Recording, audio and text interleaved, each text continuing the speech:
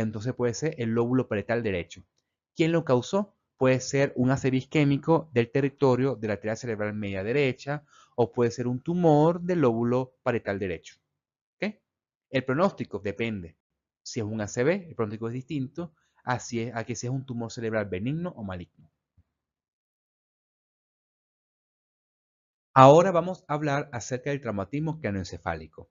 El traumatismo craneoencefálico es una lesión física o deterioro funcional del contenido craneal secundario a un intercambio brusco de energía mecánica.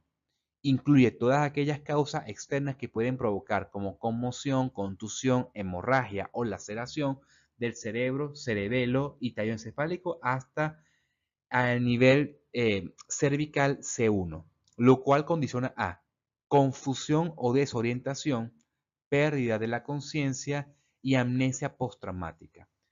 Entonces, la alteración encefálica es provocado por un mecanismo traumático que generó sí, cambios de aceleración y desaceleración a nivel cerebral y generó clínica encefálica según la zona que le corresponda. Ya es lo mismo, si el lóbulo frontal, la clínica es distinta, lóbulo parietal, occipital, temporal, tallo encefálico o cerebelo. Cuando ocurre un traumatismo craneoencefálico, por ejemplo, por un accidente de tránsito, porque se cayó de su propia altura, o un accidente laboral, por ejemplo, comienza a liberarse glutamato. ¿Por qué?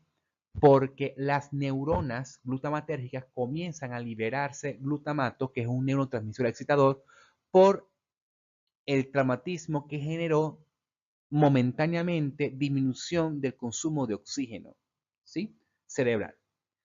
Este glutamato hace de que aumente el calcio intraneuronal porque el glutamato aperturó los receptores de tipo canal NMDA, luego produce edema o acúmulo de líquido a nivel cerebral y esto genera radicales libres.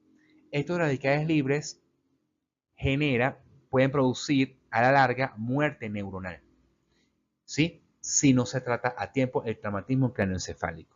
Entonces, todo traumatismo craneoencefálico tiene que ser derivado a la emergencia para poder manejar los primeros auxilios en base a la gravedad del traumatismo craneoencefálico.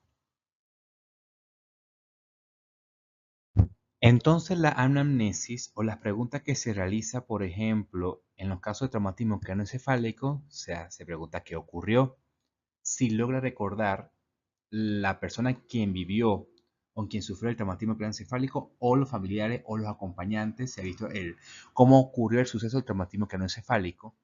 Si hubo pérdida de la conciencia, recuerden que para mantenernos despiertos tiene que haber un sistema integrativo entre el tallo encefálico y la corteza cerebral. ¿Okay? Se aplica lo que se llama escala de Glasgow, donde se evalúa la respuesta ocular, la respuesta verbal y la respuesta motora. Si presenta signos neurológicos, por ejemplo, si no mueve una extremidad o una parte del cuerpo, la asistencia inicial recibida y el traslado también es importante porque si hay una lesión a nivel cervical, entonces recuerda que la región cervical es el punto como que hace comunicación entre el tallo encefálico y el resto de la médula espinal. Y recuerden que la vía piramidal y la vía sensitiva transcurren por esas vías. Entonces, un traumatismo raquimedular, por ejemplo, si se mueve el cuello bruscamente o hay un mal traslado, la persona puede perder la movilidad de las extremidades y la sensibilidad. Y las condiciones iniciales del traslado, ¿ok? Es muy importante, no movilizar el cuello en caso de traumatismo raquimedular. Aquí vemos un corte axial de una tomografía computarizada donde vemos contenido hemático o sangre a nivel, en este caso, entre el lóbulo frontal y parietal del lado derecho. Y aquí tenemos contenido hemático o sangre a nivel de las meninges, ¿sí? Por fuera del cerebro. Fíjense que dentro de la clasificación de los ACV, los hematomas o sangre epidural y subdural, que es una clasificación que se utiliza cuando hay sangre a nivel de las meninges, se considera de cierto punto como un ACV hemorrágico. ¿Por qué? Porque hay una ruptura de un vaso sanguíneo por el traumatismo, por el golpe intenso que recibió la persona. Entonces, hay varias características o puntos que hay que aclarar en esta diapositiva. Uno, las imágenes son en espejo. Quiere decir que el lado izquierdo de que se ve en la imagen en realidad es el lado derecho del paciente. O sea, que para mí este es el lado izquierdo, pero para el paciente es el lado derecho, ¿sí? O sea que ese sería el hemisferio cerebral derecho del paciente y este es el hemisferio cerebral izquierdo del paciente. Segundo, como había comentado, las tomografías se ven muy bien lo que corresponde a la sangre y al hueso, porque puede ser que en el traumatismo craneoencefálico haya una fractura en el cráneo. El pronóstico de estos traumatismos va a depender de la gravedad del traumatismo. En leve, moderado o severo depende del nivel de conciencia medido en la escala de Glasgow. O sea, evalúa la respuesta verbal, la respuesta motora y la respuesta de la apertura ocular. ¿Sí? Si no hay respuesta motora ni verbal, ni la apertura ocular, ni siquiera ante el estímulo doloroso, entonces ese paciente está de nivel de conciencia en coma y tienen que estar intubados y es de peor pronóstico para la recuperación. Ahora, si un traumatismo craneoencefálico leve tiene una apertura ocular espontánea, como en este momento, ¿sí? Una respuesta verbal que estamos diciendo coherencias en relación al contexto social y motora, entonces quiere decir de que es y que recibe un traumatismo craneoencefálico, entonces sería un traumatismo craneoencefálico leve, ¿ok? Es de mejor pronóstico. De alguna manera, los traumatismos craneoencefálicos se relacionan a una hipoxia cerebral momentánea por una ruptura de un vaso sanguíneo, en este caso, ¿sí? Por aumento de glutamato y la cascada que le mencioné en las diapositivas anteriores. Y hay que tomar en cuenta si esos radicales libres produjo una muerte neuronal y que dependiendo del área del cerebro por el cual se genera la clínica, entonces puede producir un déficit cognitivo. Por esa razón, los traumatismos craneoencefálicos forman parte de los factores de riesgo para las demencias, ¿sí? Descrito en la clase anterior.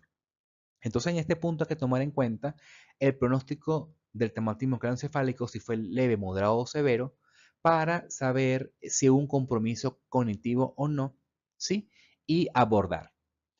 Ahora bien, lo mismo con las otras patologías neuropsicológicas, depende del dónde ocurrió, depende de la clasificación del traumatismo y en qué lóbulo cerebral se generó, entonces la clínica va a ser distinta desde el punto de vista cognitivo. ¿Ok? Entonces, en el tercer diagnóstico, si está alterado un área cognitiva, que es el primer diagnóstico neuropsicológico, el área del cerebro que está comprometido, que sería el segundo diagnóstico neuropsicológico, y el tercero sería la causa. En este caso sería el traumatismo craneoencefálico para evaluar el pronóstico.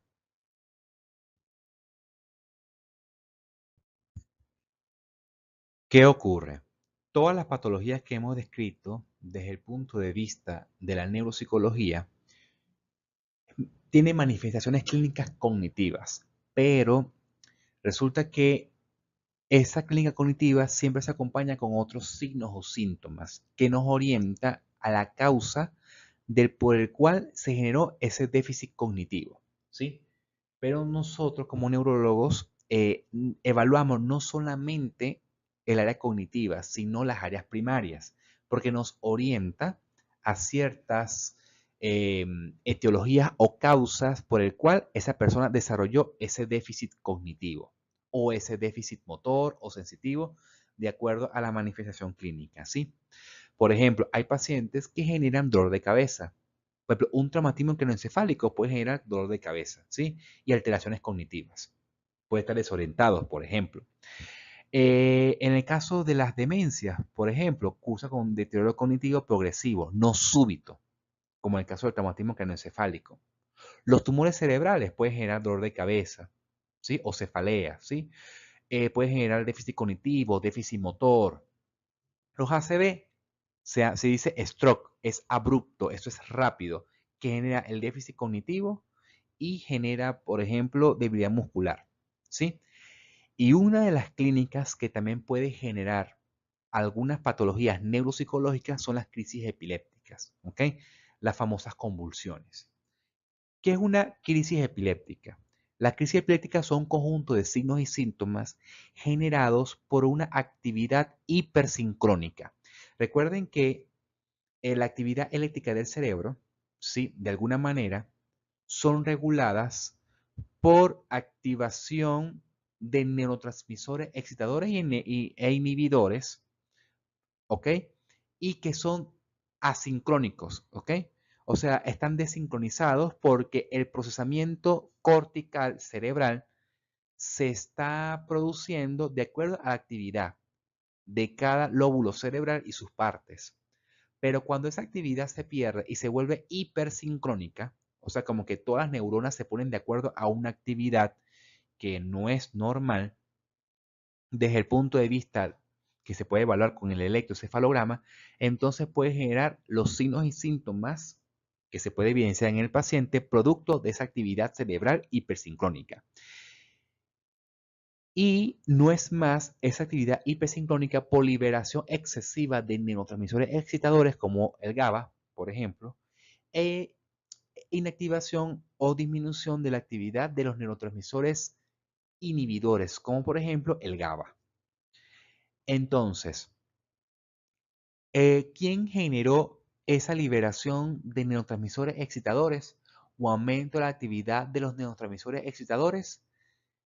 Lo genera las distintas patologías que hemos descrito hasta ahora. O sea que un traumatismo cráneoencefálico puede ser que la persona convulsione. Las demencias en estado avanzado pueden hacer que las personas convulsionen. Un ACV isquémico hemorrágico puede ser que una persona convulsione. O sea que, o un tumor cerebral también hace que las personas convulsionen. O sea que todas las patologías que hemos descrito hasta ahora, o todas las enfermedades que hemos descrito hasta ahora, pueden generar convulsiones, ¿sí? Las convulsiones, a diferencia de la crisis epiléptica, son, valga la redundancia, crisis epilépticas motoras. Las típicas que se ven, que voltean los ojos, comienza a temblar todo el cuerpo, bota espuma por la boca, ¿sí? No responden al llamado. Hay personas que defecan y se orinan producto de la crisis epiléptica y luego cuando deja de temblar queda como un estado, digamos que están dormidos o desorientados, etcétera. Entonces, todos ellos son la clínica o la manifestación clínica o los signos y síntomas del paciente producto de la actividad hipersincrónica. Los neurólogos determinan la causa de esa crisis epiléptica. Si fue por un traumatismo, si fue por un tumor cerebral, si fue por un ACV. ¿Ok? Entonces son crisis epilépticas secundarias a las diferentes patologías neuropsicológicas. Pero resulta que la crisis epiléptica también puede ser de causa genética, o sea, como primarias, por alguna alteración de alguna proteína, de un canal, ¿sí? De sodio, de potasio en la membrana de las neuronas, que también puede generar crisis epilépticas. O sea, de que las crisis epilépticas pueden ser adquiridas por una patología neuropsicológica o pueden ser genéticas, heredados de los padres o de los primos, o sea, de los antepasados, pues pueden ser abuelos, por ejemplo, y generan también las crisis epilépticas. Entonces, en este punto, crisis epiléptica es lo mismo que epilepsia, no. La epilepsia es la enfermedad. Cuando las crisis epilépticas se repiten una y otra vez y aumenta la probabilidad de generar convulsiones o generar crisis epilépticas, entonces allí se considera la crisis epiléptica como epilepsia, o sea, como enfermedad. Y eso determina el pronóstico, porque no es lo mismo, ¿sí? Cuando las crisis epilépticas se autolimitan y no generan déficit neurológico y cognitivo a un paciente con epilepsia y que esa epilepsia genere aumento de crisis epiléptica que aumenta la probabilidad de generar déficit cognitivo. Entonces va a ser distinto, ¿sí? Ahora, ¿por qué no hablo de convulsión libremente? ¿Sí? Y hablo más bien de crisis epiléptica, porque la convulsión solamente es una de las manifestaciones de la crisis epiléptica.